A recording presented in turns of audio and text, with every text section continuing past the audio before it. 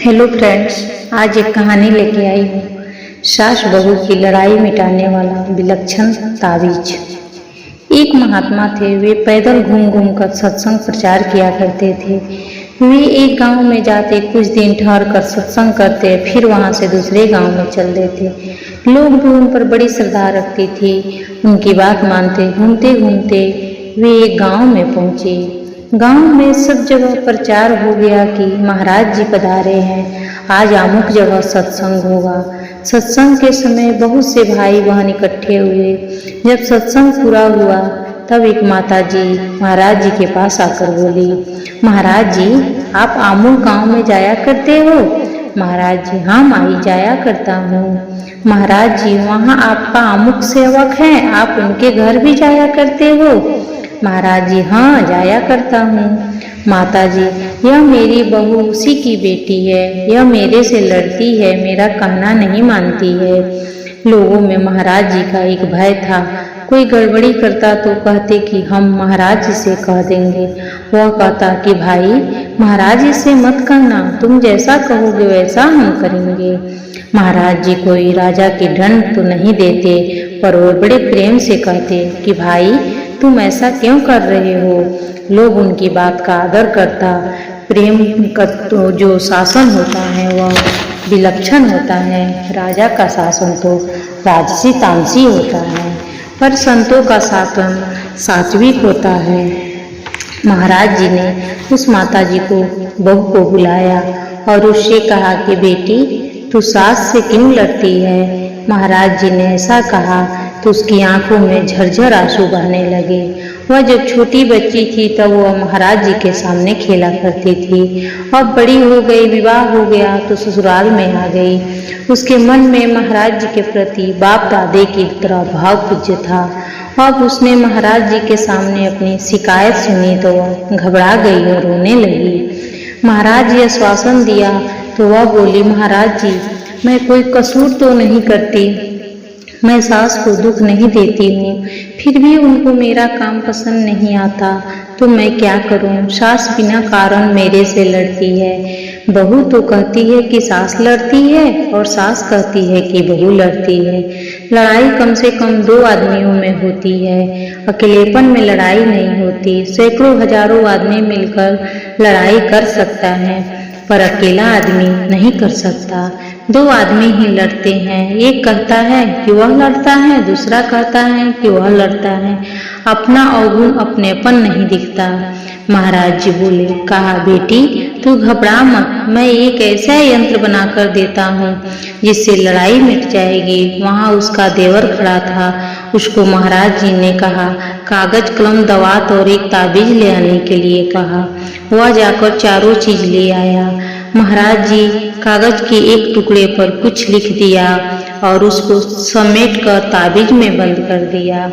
महाराज जी बोले, बेटी, यह ताबीज तू बांध ले, तेरे घर की लड़ाई मिट जाएगी, परंतु इसके साथ तेरे को मेरी बात माननी पड़ेगी। बहू, हाँ महाराज जी, आप जैसा कहोगे वैसा ही करूँगी। महाराज जी, 2 बातें हैं, एक तो सास कोई बात कहे तो बोलना मत, दूसरा सास जो काम कहे उसे चटपट कर देना।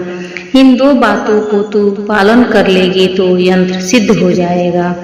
बहू, महाराज जी, कितना दिन करना पड़ेगा? महाराज जी, कम से कम 12 महीने पालन कर लिया तो सब ठीक हो जाएगा।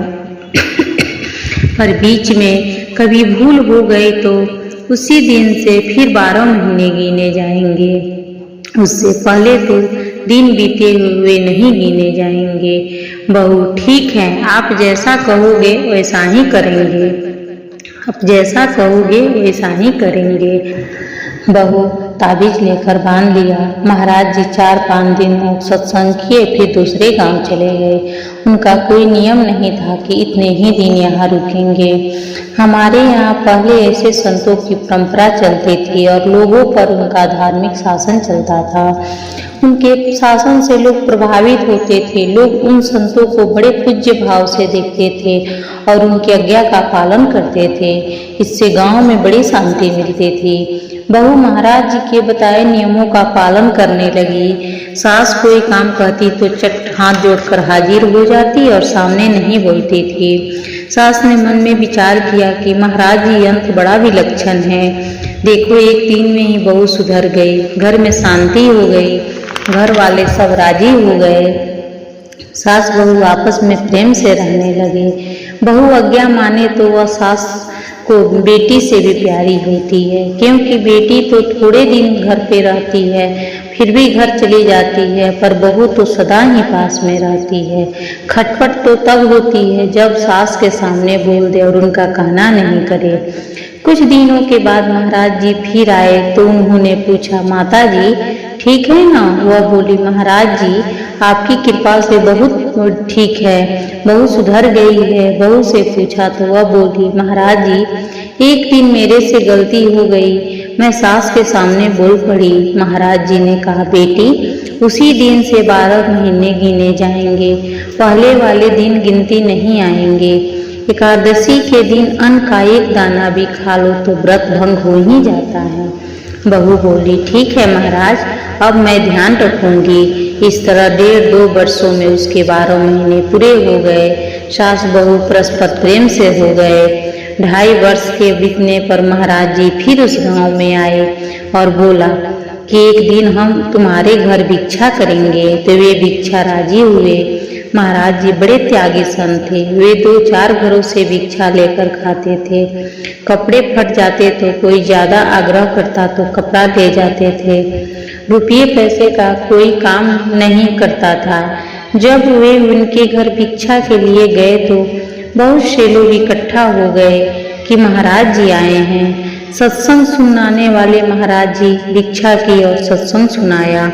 फिर कहा कि दूसरे घरे जो लोग आए हैं उनको भेज दो, केवल आपके घर ही रहेंगे। आपसे एक बात कहनी है। घर वाले ने हाथ जोड़कर सबसे कह दिया कि भाई अब सत्संग हो गया, अब आप सब लोग जाओ। सब लोग चले गए। घर वाले महाराज जी के पास आकर बैठ गए।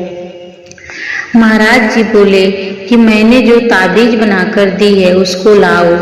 उन्होंने ताबीज लाकर महाराज जी के सामने रख दी। महाराज जी कहा कि इसको खोल कर पढ़ो, इसमें क्या लिखा है। उन्हें ताबीज भीतर रखा, कागज खोल के पढ़ा। उसमें लिखा था, सास बहू राजी तो साधु क्या, और सास बहू नाराज हो तो साधु को क्या। महाराज जी बोले, सास बहू शांति से रहे तो हमें क्या मतलब, और रोजाना आपस में लड़े तो हमें क्या मतलब। हमारा मतलब तो है कि तुम्हारे घर में शांति आनंद रहे। उस शक्ति यंत्र में नहीं, यह शक्ति उस बात में है, सामने न बोलने और जैसे कहे वैसे कर दे। देखो दूसरा कोई जंतर मंतर बात कहे कि हमें देवता सिद्ध है तो हम तुमको ऐसा कर देंगे वैसा कर देंगे, तो डरना नहीं। इसलिए तुमको यंत्र खोल कर दिखाया है। जंतर मंतर में मैं नहीं मानता, परंतु तुमको मेरी बात पर विश्वास हो जाए इससे यंत्र बना कर दिया है।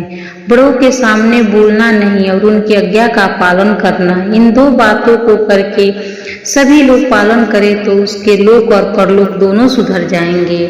कभी सास कोई काम ऐसा करने को कह दे जिससे आगे नुकसान दिखता तो हाथ जोड़कर खड़े हो जाए और पूछे कि खड़ी क्यों हो, तो कहे कि आपका काम मैं कर दूंगी पर बिगाड़ हो जाएगा। वह कहे कि नहीं नहीं यह काम करना है तो ऐसा ही कर दे, अगर बिगड़ जाए तो शेख ही न बखारे कि देखो मैंने तो पहले ही कह दिया था पर आपने मना नहीं। पर चुट बड़ी नम्रता और सरलता निर्भीम मात्रा से रखे।